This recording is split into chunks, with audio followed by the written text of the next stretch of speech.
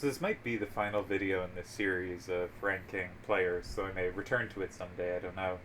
But here I'm going to fill out the 51st to 100 best tournament players of Triple Triad Advance, and, we'll get to see the full top 100 here. So my methodology, in the previous looked at lots of stuff for the top 50, and here I wanted to get a good but not necessarily perfect feeling list, because I just, if someone comes 63rd or 66th, I wasn't as committed than if someone came, 13th or 16th. So I looked at three core stats for each player. I looked at the total achievement stat, which again is 1,000 for a championship, 1,000 points, 500 for a finals, 250 for a semis, and 125 for a quarters. But I did do some mental adjustments here because I wanted to give more credit to people who achieved those in 7-round tournaments. Most 7-rounders were held between 2006 and 2009.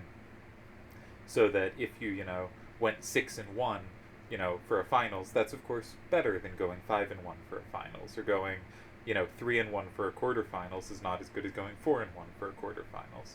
And it also means I don't want to give quite as much credit to people who in the later years, when tournaments went down to 5 rounds or sometimes even 4, as much credit, because going 1-1 to make a quarterfinals is of course nowhere near as good as having to go 3-1 or 4-1 to make a quarterfinals. So the next thing was average ELO rating. What was your regular strength? Some people had high peaks, but aside a moment they were really good, were generally average players. And so I wanted to look at what was your regular performance. Were you normally an average-ish player? Were you normally a good player? Were you normally an excellent player? Where was your kind of normal career strength? And then peak ELO rating, I wanted to look at how good were you at your best. And I think this is a pretty good measure, though somewhat imperfect, as I talked a little about for Jadat in the previous video. For both of these, ratings inflate a bit over time, so if you achieve the rating earlier, I wanted to give you more credit, right? A 2140 rating might be 7th best on the site sometime in early 2006, but in 2009, to be 7th best on the site, you'd have to be 100 points higher. And that might speak to strength improving over time, and I do think the top 9 are better in 2009 than they were in 2006, but I don't think they're that much better. That's suggesting they were, over 2-1 favorites if paired up against the previous 10 or 7. So there's few adjustments. I also made some mental adjustments for players with more high quality victories. I think ELO does adjust for strength of opposition, but the samples are small enough that the ratings don't quite have enough time to separate as much as they would if tournaments were played more regularly or I had a bigger data set. And so to make up for that, it's going to slightly underrate beating really good players and slightly overrate racking up wins against weaker players. And so that was something I tried to make some mental adjustments for, but I may not have done a great job, and I just wanted to say these are the things I think one should adjust for, and if you disagree with the rankings and want to do so on a numerical basis, a good way to do so would be that I did not do these kinds of adjustments properly. How's this different from the top 50? I'm doing a less detailed version. I'm going to show all the numbers I use so you can just see what it looked like and make your own adjustments if you like. So I did things like I looked at a more in-depth analysis of peaks, in-depth analysis of opposition, comparing long-time and short-time players in more detail, looking more at era. Here, I'm going to do a kind of quick version, but I like how it came out, and I think it is a reasonable top 100, and I hope you like it too. And I'm going to focus on, each person's best results or something like that to say something nice and positive about each player. But I hope you, the listener, see some names and remember some other stories that aren't necessarily about tournaments, but just seeing names you might not have seen in a while that you have thoughts about, and I'd love it if some people shared them. As always, this is a ranking of tournament success. It is in no way a ranking of skill. Nimloth is going to appear somewhere here between 51 and 100. I believe people when they say Nimloth is clearly one of the best ever. I think in, a top 10 skill list, he probably shows up. But in a tournament achievement list, he shows up somewhere in the, say the 70s. I don't remember exactly where he's going to land. Could anyone here have made the top 50? I think we have 7 or so players here that have a reasonable claim at making the top 50, and I could have put them in the, like, the 49th or 50th slot and changed around the list a little. I do feel good, however, about putting Homer 50th, and I did not, let me say this officially, I did not give him the spot out of pure generosity to a lost soul. I do think he earned it, though you certainly could argue other people in that area and move him down, up to, say, 7 slots. So let's remind you of the top 50. This time I adjusted it. Last time I had some typos. I'm not going to go through it again. I will spare you that, but just wanted to bring it up one more time. Because I tried to put together one sheet that showed all the top 100, and I could not make it not look terrible. All the names got way too small. So here's the top 50. Won't be showing it again, I don't think. And we'll be showing the 51st to 100th later to give us our 100. Incidentally, anyone watch that TV show The 100? Really bad, but I found it addictive for a little. That said, now that I've given you too much information about the trash TV I sometimes enjoy, I would like to give you a little sense of how good different ratings are, because I have a feel for ELO ratings, but if you don't play chess, the differences probably don't mean much to you. So, to give a little feeling for the ratings, I set an average rating to be 2,000. That means a middle ranked tournament player, the median tournament player, is actually rated clearly below that, at around 1980. And this makes sense if you look at the tournament format, where 50% of players go 0-1 in any given tournament, 50% are out in the first round, and 50% of the remaining, or 25% of the total, are out in the second round. So 75% of players are going 50% or worse in a tournament, and 50% of players are going worse than 1-1, or going worse than 50% in any given tournament. So it makes sense that more players are going to go below 2,000, and then a very few are going to go 3-1 or 4-1 or 6-0, and they're going to be rated well above 2,000. So you're going to see the top players rated a lot higher than 2,000, and the bottom players rated a bit below 2,000. So to give a sense of percentile, that ends up meaning that a 1980 rating is 50th percentile, maintaining a 2000 rating is 62nd percentile, moving up to a 2050 rating, which is kind of 2 to 3 wins above being a 50% player, probably more like 3, gets you actually up all the way to 87th percentile. 1 in 8 achieves that. 2100, which is more like 5-6 wins above an even performing player, is going to be, adjusting a little for opposition, is going to be 94th percentile. So almost 19 of 20 do not achieve this. 1 out of 20 people is going to be above 2100 at a given time. A little fewer early on because there were fewer tournament players early on, but for most of the sites run, 2100 is about 94th percentile of all players who have played to that point. 2150 is 97th percentile. And you'll notice we go up fewer percentile each 50, right? 2000 to 2050, we moved up 25 percentiles, right? 2050 to 2100 moved up 7. 2100 to 2150 moved up 3. This is because there are fewer and fewer people who have achieved these rankings, so as you move past it, even though 2100 is the same gap to 2050 as it is to 2150, there are fewer and fewer people for you to pass. So this is kind of a sense of percentile. No one we're going to talk about today actually broke 2150. All the players that broke 2150 are in my top 50 all time. But some players here did hit 97th percentile ratings because they hit their high ratings early on in the site's history before enough players had come through to move ratings out enough to have more regularly passing 2150. But this is to say, how good are these players? Well, they're really good. All but 4 average higher than a 2000 rating for their entire careers, and many average over 2050. 23 of them peak over 2100, though none reach 2150, though someone hits like 2148, basically the same. A few of these players do reach 97th percentile, as I said, because they were early in the site's history when ratings were lower. Every single player has an icon. I made that a requirement. 45 of them have at least 2 icons or made a finals, or, won a tournament. The average player here, so if we take all 50 players I included and average their scores in the 3 categories I checked, the average player is someone with 1 semifinal and 1 quarterfinal, or 3 quarterfinals, because that adds up to the same achievement. An average rating around 85th percentile, so around 85th percentile average performance for their career, and a peak around the 94th percentile. Some a little higher, some a little lower, but somewhere around there is the kind of performance we're looking at. Someone who made multiple icons, likely with a run to the semis, someone who for most of their time on the site would be one of the top sixth of players at any given time, and someone who peaks, kind of in that top 1 out of 20. So, is the top 50 that much better than this? Yes, they are. The 51 to 100 group is really strong, but we can see the higher tiers are even better.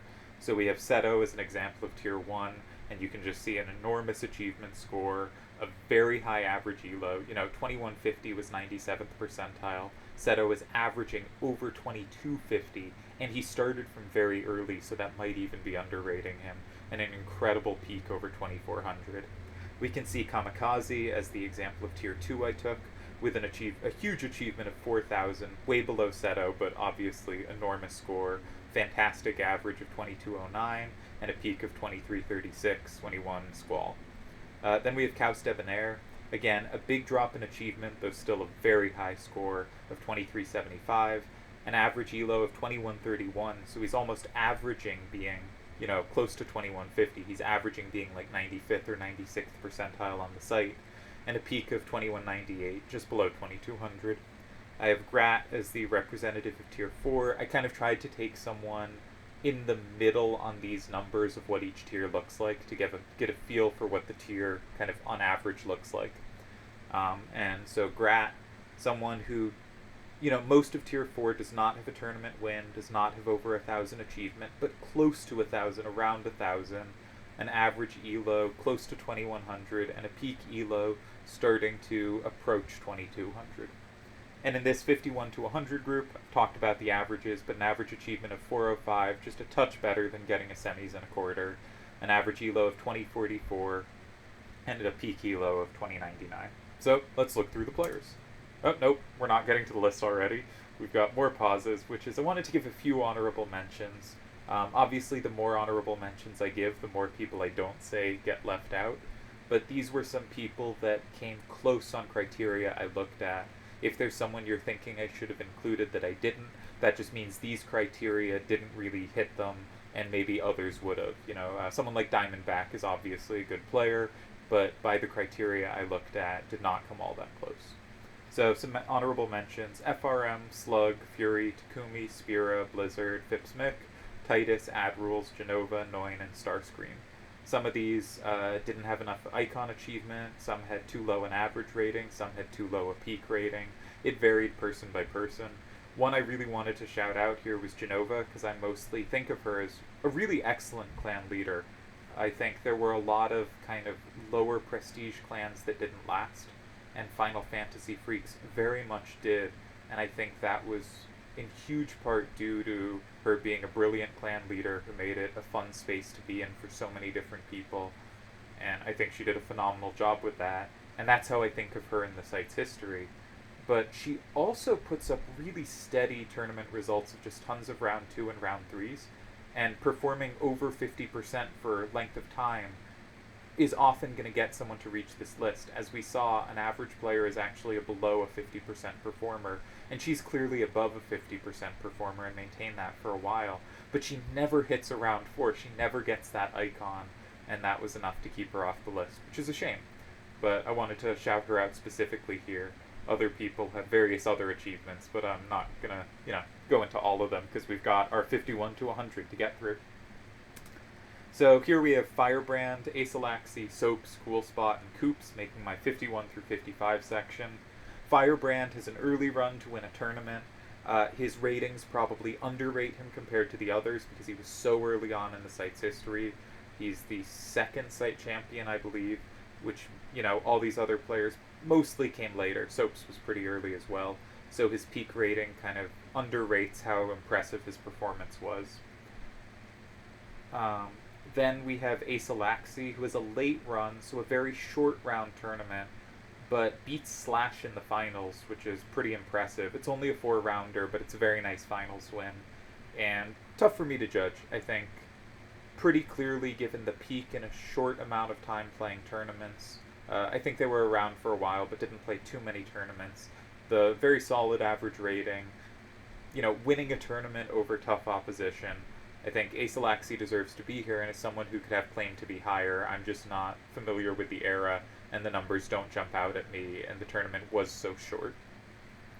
Then we have Soaps, who made the Laguna finals, beating Kamikaze and Aurora, and someone else we'll see later in the 51 to 100. So really strong run by Soaps for that finals, has a quarterfinals to boot, really high peak, really high average rating, great performance by Soaps. I didn't seriously consider them for the top 50, but I clearly should have, and they end up coming 53rd here. We have Cool Spot, longtime player. The high achievement score largely comes from some late quarterfinals runs when tournaments were shorter, but the high peak rating really impresses me, and the thing that really got Cool Spot spot in this kind of top 5 of this group of 51 to 100 was his incredible clan results.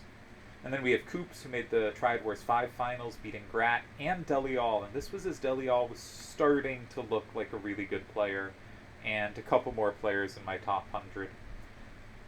So let's move on to 56 to 60. We have Foyer, Raceland Majir, Waltz, Slawio, and Gafgarian. Foyer has an incredible list of players beaten, but is really inconsistent. You can see the high achievement score, but the relatively low average rating, the not particularly great peak because he moved in and out of good results, so from tournament to tournament, from game to game, but incredibly impressive list of players Foyer has beaten. Raceland Majir, the rating is lower, much lower. The ratings are the lowest we're going to see in this group, but does have a tournament win, and from having talked to him a little, seen some of his hand building and other stuff, I fully believe would have ended up looking good by the open ratings, but got good at open right as kind of open tournaments stopped happening, and was primarily a closed and closed trade kind of player, and switched over in focus late, and thus never kind of amasses the score there, which of course should be held against his resume on a ranking like this, but also did win a closed tournament and thus has the really high achievement score, and that got him up to 57th for me. In 58th we have Waltz, who has 2 semis, beating Kamikaze to make one of the semis and losing to Kamikaze in the other semis, so a very strong opponent to have beaten, very nice average. Waltz is a very steady performer with a very good peak. And then we have Slawio, who made the Yuffie finals very early on, so you might say is a little underrated here because, again, the early results tend to be underrated. And Gafgarian, who beat 4 people in my top 100 to make the TTAC 4 finals. None of them were huge names, but beating 4 really good players is very tough to do. And interestingly, Gafgarian and Slawio, who both made finals quite early on, both lost to Cookie in those finals. Those were Cookie's 2 tournament wins. Gafgarian was also, I think, the leader of the Poland team for a bit, which just speaks to how incredibly strong Poland is as a country, that someone like Gafgarian is like the 6th or 5th best Polish player behind MC, Nightwish, Karmazin, Kazik. Mafi Josie might be Polish, so I'm not sure on that. So Gafgarian is 5th, 6th, 7th, somewhere in that range for Poland, and is 60th all time. Just remarkable. So then in the next group we have Pogi, short run, made the finals of Rhinoa 4, beating a really tough field. This is one of the best finals runs ever of Jadat, Nightwish, Kona, and D before losing to Slash in the finals. Really remarkable run, didn't stick around, but you can see from the ratings I am very impressed by Pogi's run, and I think if he did would have been threatening to be kind of in that top 40 or 35 range. I think really talented player. Then we have Spitfire, the first ever losing finalist, beats Seto in the very first tournament. Seto was not, I think, quite at his prime performance yet. That started coming a few years, 3 or so years later. But anytime you beat Seto, it's an impressive win. Seto is one of those players, never had a down period. Then we have Biddy. Biddy, good ratings, but the most impressive thing, I think, on Biddy's resume is beating Nimloff to make the Triad Wars 2 finals. Then we have Spike, a bunch of semifinals, a bunch of good runs spanning from 2003 to 2008, which is a longer span of success than most people will see in the 51 to 100 range. And at 65th, we have Gambit X, Long-termer, 4 different quarterfinals, 4 icons is quite a lot. A good peak. A lot of the results did come late, though, which downgraded Gambit for me a bit, where they were steadily good for a while early, dropped off in the middle period, and were strong late. And late with fewer rounds and some of the competition missing, and early before a bunch of the good players were there. I tend to think the middle period is the strongest period, sometime between, depending how you count it, you usually come out with somewhere between 2006 and 2013. And you can cut that to smaller, kind of to. There's an argument for 2009 to 12, there's an argument for 2008 to 10, somewhere in that range, and Gambit's peak performances are all before and after that. Which is why, compared to the peak rating, the average rating, and the achievement score, Gambit might look a little low, but some kind of mental slight downgrades. Gambit's still, of course, very, very good, and 65th is a high spot. Then we have Borchardt, who is a more extreme example of running up results late. I think Borchardt is good, but the peak and average, if we compared to what we saw from Gambit, Borchardt's looks higher across the board. And actually, I was misspeaking for Gambit a bit, because my thing saying ran up the results late was about Borchardt, not Gambit. I think Gambit has some results from weaker eras, but Borchardt very much so. And that's why Borchardt, compared to the numbers you see here, I have further down than you might expect. Still, of course, very good showing. These are great numbers, and with those numbers, you could certainly argue for higher. Then we have Focus, who was a great 2010, with the semifinals in Barrett, beating both Mafi Josie and Kazik.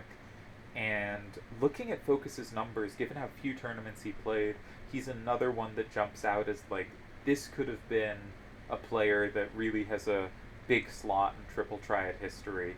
And when I say big slot, I'm not saying like top 10 or 20, but I'm saying like top 40, 45, somewhere like that, and just doesn't play long enough. I've always thought of Sephiroth as being in a similar slot to that, but when I compared them, Focus ended up looking a little more impressive, though Sephiroth does it in a little less time. But two players who played during what I think is kind of the 2009-10, arguably peak era of competitiveness on triple triad, and put up really fantastic results in relatively little time. Then we have Scythe, a steadily good performer, peaks similarly to where they do, but I guess all I can say about him at 69th is nice. Also, I genuinely didn't cheat to get Scythe ranked 69th. I put the list together, I moved a few people around, then I looked at what their numbers were, and he was on 69, and I knew I was going to leave it there. But no one will believe me, this seems very much fake, but genuinely, Scythe did land 69th. 70th, we have C17, making the semifinals of Kyros very early on, beating Mafi Josie and losing to Doc Evil. I think a lot of players who had good early runs, their biggest win is going to be Mafi Josie, because he was such a consistently strong player early on, but never made it past the semis. So if you made it to an early finals, or made it to an early semis, maybe beating him in the quarters, he was going to be a really impressive person to have beaten. So his name does come up a lot here. And he's C17's best win. All this group are players who, except for Scythe, who did play a decent amount of time, but generally didn't play that long, made one semis. Borchardt may have just made quarterfinals, but made a semis. Really impressive showing. Never quite had that breakthrough. In the 71 through 75 range, we have XCV, Triad Wars 3 finalist, beating Broccoli and Kamikaze. Broccoli was reigning site champion. Kamikaze was about to become the new site champion. Very strong field to have beaten.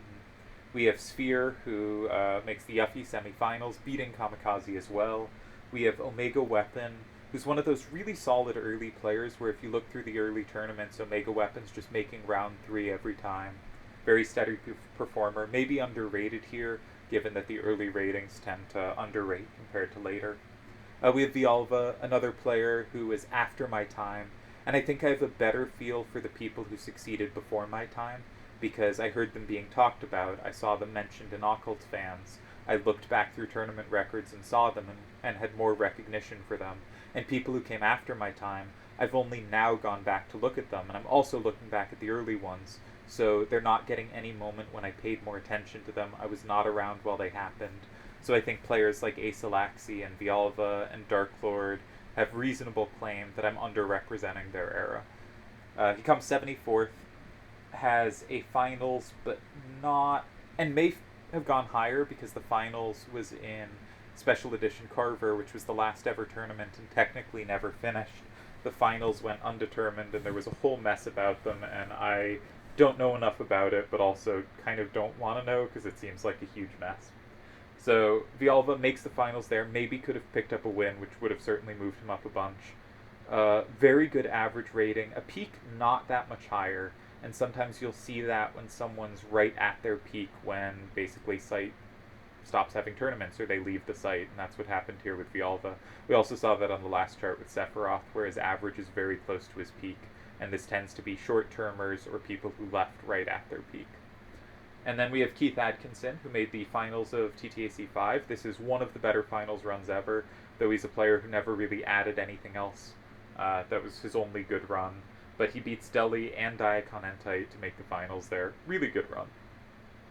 In the 76 to 80 space, we have Doomtrain, who beats Koner and Amo to make the Triad Wars 10 semifinals and gets a couple more quarterfinals to boot. We have Ace, who was mostly a pre-TTA guy, and if you've heard him talk, is talking a ton about knows a ton and talks a lot about the prior sites. Sorry, just gonna make sure that my sound's recording properly. Okay, didn't want to lose this. So ends up coming back after having played an early tournament or two to play Vincent in 2008 under the pseudonym Ein, which I think means one in German. Ace also means one, so not the subtlest pseudonym, but comes with that pseudonym. Ends up making the semifinals in his one comeback tournament. Great run, loses to eventual winner Turds, and has a really nice rating and average to show for it. We then have Roseman, who was on a team with Delial to make a Rhinoa finals, ends up losing to Delial, but Delia said Rose played really well throughout the tournament. He was really impressed with Roseman's play, and thought basically Roseman played great until the round against Delial, where he collapsed, having no expectations of winning, and didn't manage to put up a good game there. He also beat Koner and Chickeny in separate quarterfinals runs, so I think proved his merit on his own as well, and has, I would say a slightly weaker overall performance to Doomtrain, which is why I put him behind, given that the Rhinoa was on a team while Doomtrains were more solo achievements. But you can see they end up stacking up pretty similarly. Then we have Nimloth coming in at 79th, which is kind of heresy, but again, this is just tournament performance. This is not skill. I don't doubt people that he's, they would say, often top 5 or top 3 talent all time. I think since people were saying that, we've had a lot of high talent players come through, so I think more fair to now say probably top 10 or 15, but doesn't play many tournaments. Makes a semifinals in Triad Wars 2, beating Kaus, Firebrand, and Kefka before losing to Biddy. So it's not just that he had one semifinals, he had a really good semifinals. And if I ever do a ranking of the best semifinals runs, this is likely to place very high. That said, it's basically all we've got, with an early exit or two, can't put him higher. Then we have Black Bolt, another kind of pre-Triple Triad advanced legend, an AVL legend, falls to Karmazin in his best run, which is, of course, no shame. Doesn't play very long. Again, you can see the average rating kind of close to the peak. Generally suggests didn't play that long. 81 to 85, we have an 81st Bloody Abyss, who made the semifinals of Triad Wars 1, and did stick around a bit, with moderate success. We have Flare, also known as Apex or Zero. I think more commonly known as Apex and Zero, but when I started playing, went by Flare, and I tend to think of players as whatever I saw them first as, so apologies if you're more used to seeing a different name. That's Zero with an X, not a Z, not to be confused with a different player. Long-time good player, one of those players you always saw with a ZB in their name, and anyone who was getting into Zodiac Braves at that time was a very good player. Shadwell, mostly a closed player, but is a really good run in the 06-08 range, beating players like Mafi Josie, Metis, Coops, getting a couple quarterfinals, and very steadily good runs. TTAC 5 is probably their best quarterfinal run. In 84th, we have Lionheart. I always heard Black Bolt and Lionheart named. I think both AVL legends, both, so always on the same team. Great clan performers, though it's from before the time I have data, sadly. so I can't credit that as much as I'd like to, but on clan winning teams. Also, both players highly respected for their performance pre-TTA. On a thing of the best Triple Triad Advanced players versus the best TTX players, Lionheart and Black Bolt were both representatives of the TTX side. They both have good but not phenomenal success on TTA compared to their legacy on TTX and prior sites. Then we have Hellboy, who beats Dreamvirus, Shadwell, and Koner to make the TTAC 4 semifinals. It's the best run he ever had, but was also part of some good T3 teams, I think including the T3 Clan Wars winning team. But then in the 86 to 90 Rage, we have Ganondorf, head of Triforce for a bit, and very steady player, usually not going deep in tournaments, just grabbing 2 quarterfinals, but just steadily putting up above average results. Often, as I've said, you see the average close to the peak because they're a short-time player or left at their peak.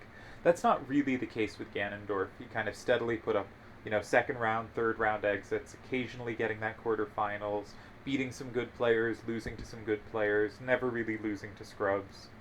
Just solid showings leading to a solid average, but a peak that's not that much higher than it. Clock ends up having a kind of similar case, achieved in less time, but I think Dorf doing it over longer is actually more impressive here, even if it leads to slightly lower numbers, just maintaining being that clearly above average player for a longer period.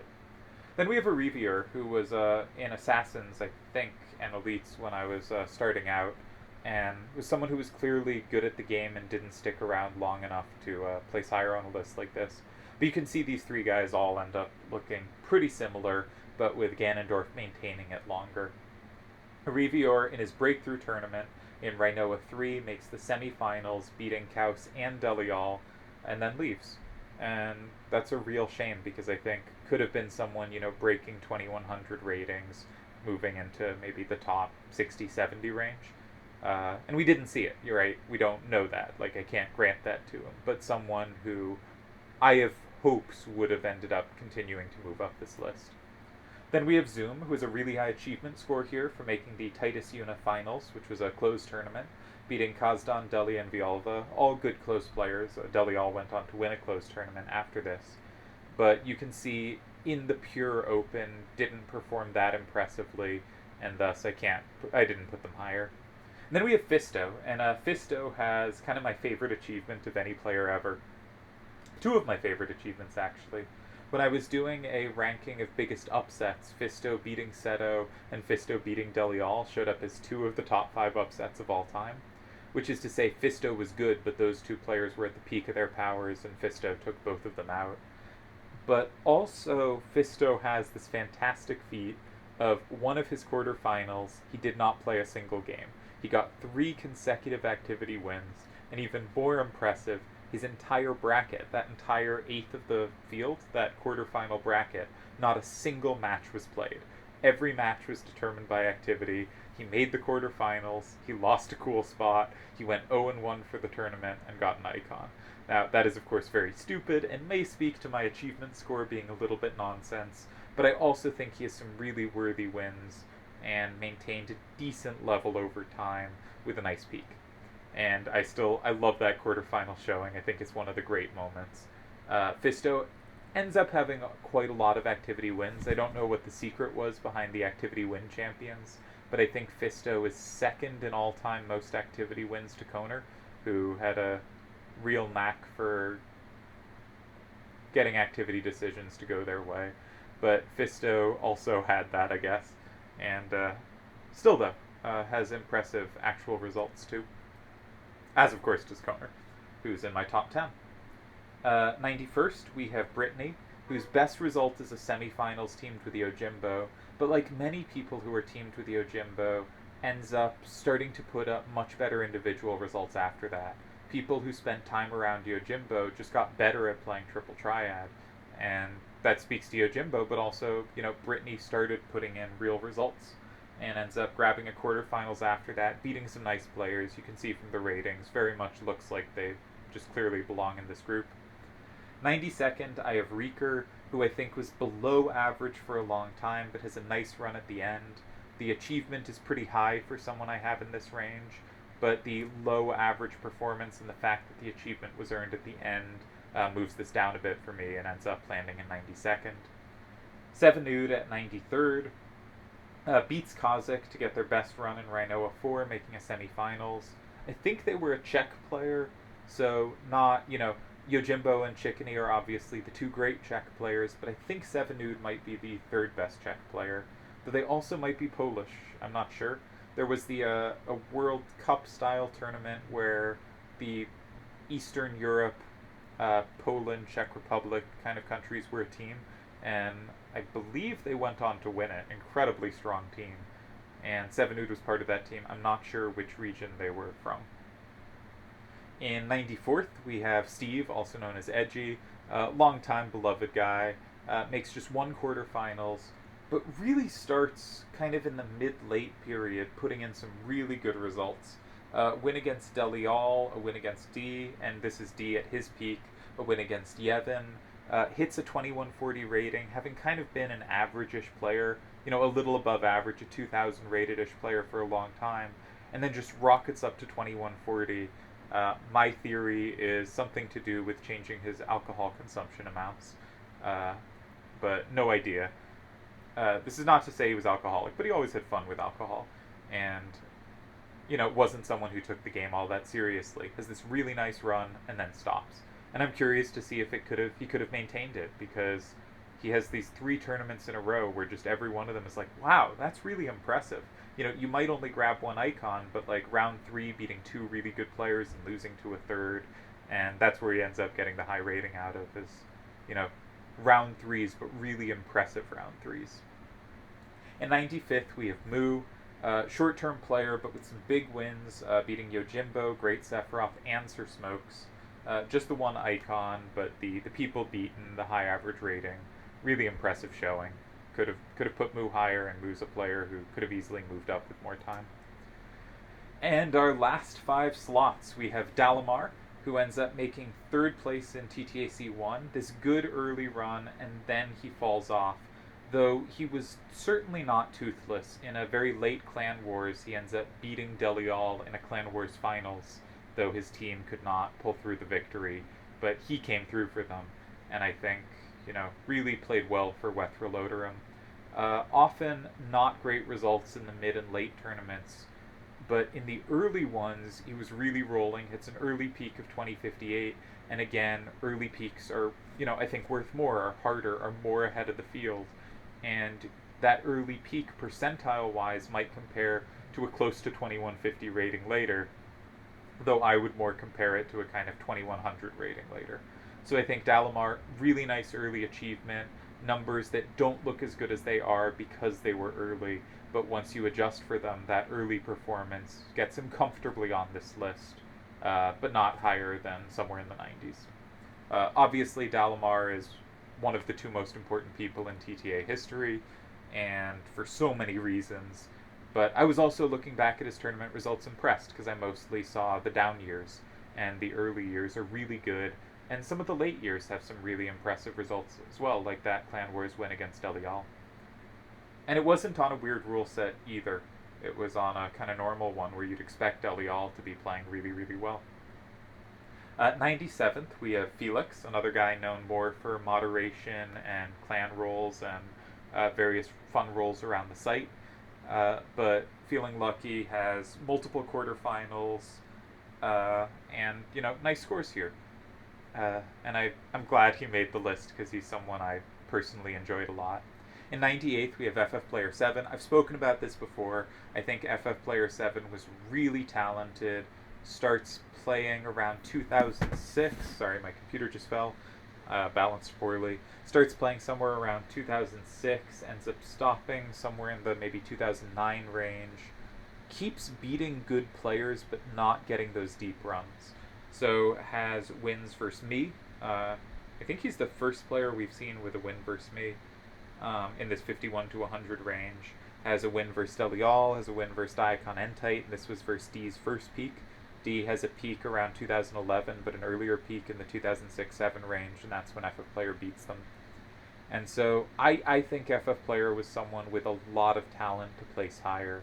In the early days of Elites, I think players like FF Player, Piggy Man, maybe Demonic too, were all sort of in a same class. And then Demonic made the jump, and then Piggy made a jump a little after, and FF Player stopped. And he's someone where I do, again, wonder where he could have gone. In 99th, we have Shadow 12, another one of those early people putting up consistently good results. Does not get the achievement Omega Weapon did, though only a little less, but is another person. You look at the early brackets and you regularly see them in round 3, round 4, quarterfinals, that kind of area. And then in 100th, we have Polo, who was, again, good steady performance, just the one quarterfinal, beat some nice players, often has brackets where, like, they have a good player in the first round, they win, another good player in the second round, they lose. What you gonna do? Good showings, not necessarily deep runs. And that's my top 100. And I really hope that this gave some people trips down memory lane. Do we have any takeaways? Everyone here, I think, is really good. Everyone here putting up clearly above average results over usually reasonable lengths of time. Hopefully you saw someone's name you hadn't thought about in a while and it brought back spark memory, something. I'd love to hear them. I'm sure other people would too. I like that this list covers every era of TTA. We get some people like Shadow 12 and Omega Weapon who were gone long before my time. We get some people who peaked after my time. We get people who were there right leading into the start of when I played, people getting good right as I left, people good right during my prime. Obviously, I can't speak to a lot of people's periods because I played from basically mid 2008 to mid 2012, which is, many years, but obviously misses huge spans of TTA's history, which lived from 2003 to, depending on when you want to say it died, let's say 2020, 2019. And so I liked seeing all these different names from different eras. We have XCV, we have Keith Atkinson, we have Doomtrain, also known as Elwood Blue, we have Ganondorf, we have Seven Nude, we have Dalamar, we have Scythe, we have both Scythes even. We have Foyer, we have so many Firebrand, we have so many names from different times and spanning different eras and achieving in different ways. So I tried to make an image of all 100 names in one place, but it looked hideous. So here is my 51 through 100. I quite like it. Could easily move a bunch of names around. The tiers get less clear. Most things follow a kind of normal distribution, right? So if you think of how a bell curve looks, the gaps at the very top, the top few people, there start being so few people at each rating point that the gaps between them are larger, and I think the separation is clearer. And as we get closer to the pack, so these are all well above average, very good players, the gaps start getting smaller. So, someone who came, say, 7th on my list, or 8th, say Nightwish, right? If you put Nightwish 18th, I'd think your list is absurd. I think it's impossible to reasonably get Nightwish that low. His only can move a few spots in either direction, right? The gaps are pretty clear. Here, I think the gaps are smaller, and if you were like, Black Bolt, underrated here, move him up 10 slots, sure. Or, who should we hate? Let's hate on XCV. That XCV, overrated here. I know nothing about XCV. Overrated here, let's move them down 10 slots. That would be reasonable too, right? The gaps here are smaller. There are a bunch of people who came close to making it that you could certainly put on. Though I really like who I filled out the list with. I thought they were the most deserving players. And yeah, I guess that's where we're at. I think the top 7 or here so you could have argued for top 50. Firebrand, Asalaxi, and Raceland Majir are all winners, and you could easily argue I underrated winners overall. And Soap's Cool Spot, Coops, and Foyer all have enough on their resume. I think you could put them there too. I feel like I've used the word resume too much. I need a different word for it. But when you get stuck on one word, it's the one that keeps coming to mind, and you have trouble thinking of synonyms to sound vaguely interesting. So, yeah, I guess that's my last slide, and that finishes the top 100. And again, I hope some fun names here. I do not think this is, a strength ranking, right? I would order that quite differently. But for total achievement, for tournament success, for tournament performance, this looks pretty good to me. You see a bunch of short-termers who did great in their short time. You see a bunch of long-termers who were really good for long stretches, but maybe not quite reaching the peak of the short-termers that place near them. That's always going to be a hard thing to compare. compare. And there you have it. I hope you enjoyed the series. This video went on a bit longer than I expected it to, but I did want to say a little something for each player. And I'm sure I'll find something new to do. Maybe I'll get more into stuff actually about playing and strategy. So, cheers.